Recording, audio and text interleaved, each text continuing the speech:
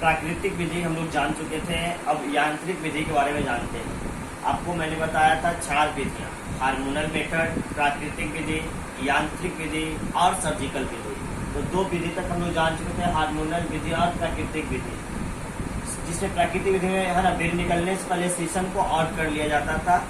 अब जानते हैं हम लोग यांत्रिक विधि, मैकेनिकल मेथड होता क्या है। मैकेनिकल मेथड तो वैसा विधि जिसमें जनसंख्या नियंत्रण के लिए मतलब कि कॉन्डम, कॉपर 7, डायफ्राम etc का प्रयोग किया जाता है। फिर से बता रहे हैं आपको हम, यांत्रिक विधि, हर एक चीज के मतलब को समझिएगा।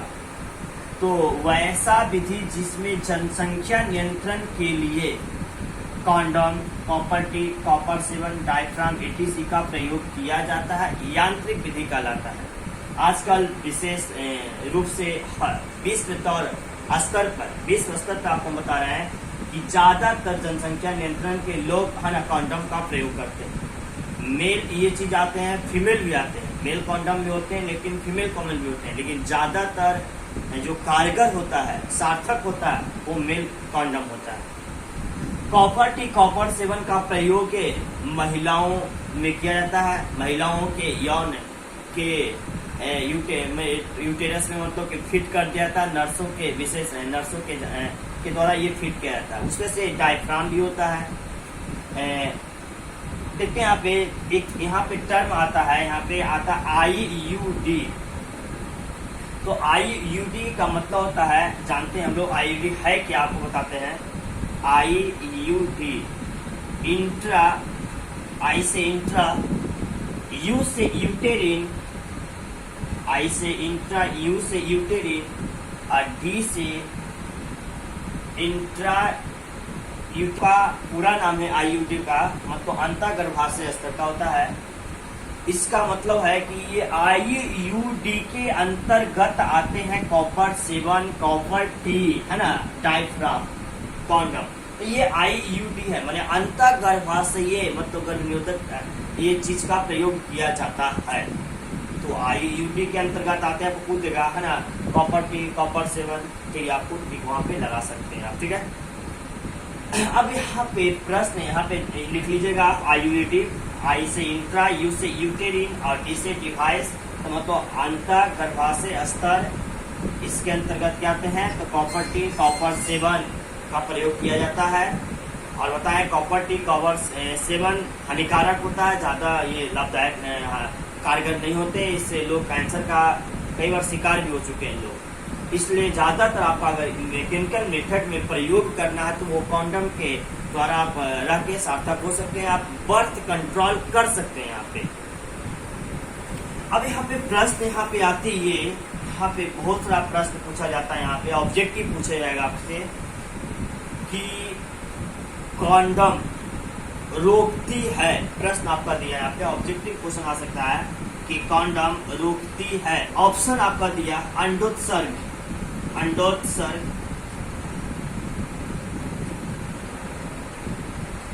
दिया निषेचन, सी दिया आपका रोपण और डी दिया कोई नहीं। आपका ऑप्शन दिया, प्रश्न आपका क्या है, कॉन्डम रोकती है, अंडोत्सर्ग को रोकती है कि निषेचन को रोकती है कि रोपण को रोकती है, कोई नहीं। अब ध्यान से एकदम सही से सोचिए और बताइए।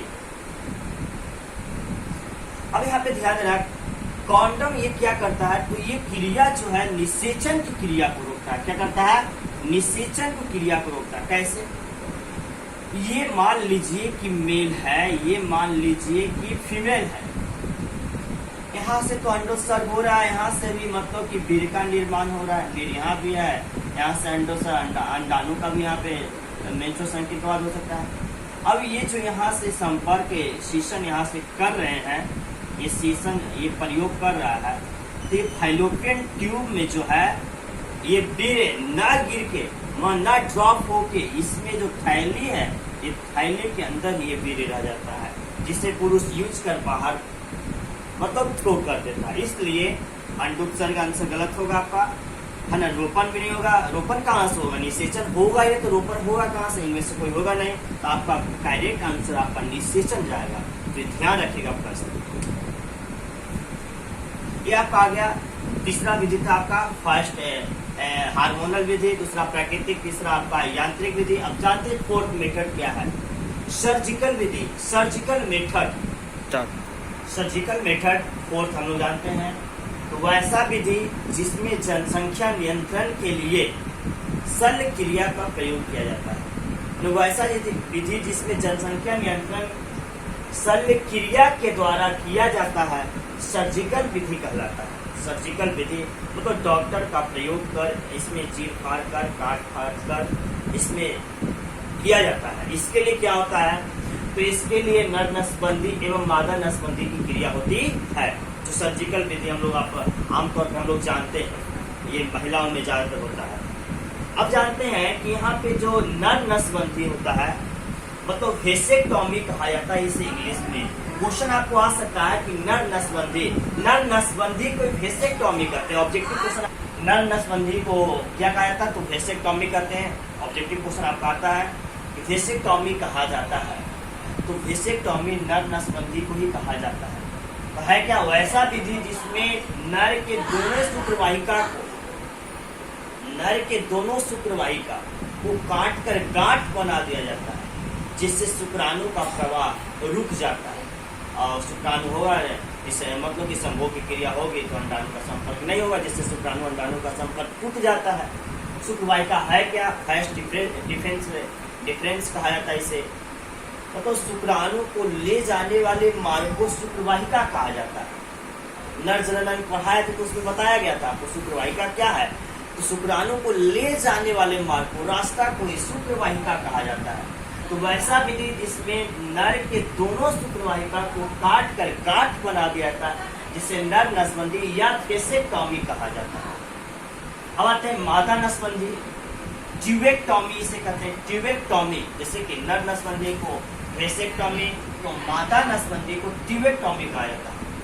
वैसा विधि जिसमें जनसंख्या नियंत्रण के लिए है, वैसा विधि जिसमें मादा के अंडवाहिनी को काटकर गांठ बना दिया जाता है, जिसे हम लोग मादा नसबंदी करते हैं, ट्यूबेक्टॉमी करते हैं। फिर से मादा नसबंदी को ट्यूबेक्टॉमी करते हैं। वैसा विधि जिसमें मादा के अंडवाहिनी को काटकर गांठ बना दिया जाता है, उसे मादा नसबंदी करते हैं। अंडवाहिनी में निषेचन की क्रिया संपन्न होती है, इसी को काट के गांठ बना दिया जाता है, जिससे शुक्राणु और अंडाणु का संपर्क टूट जाता है।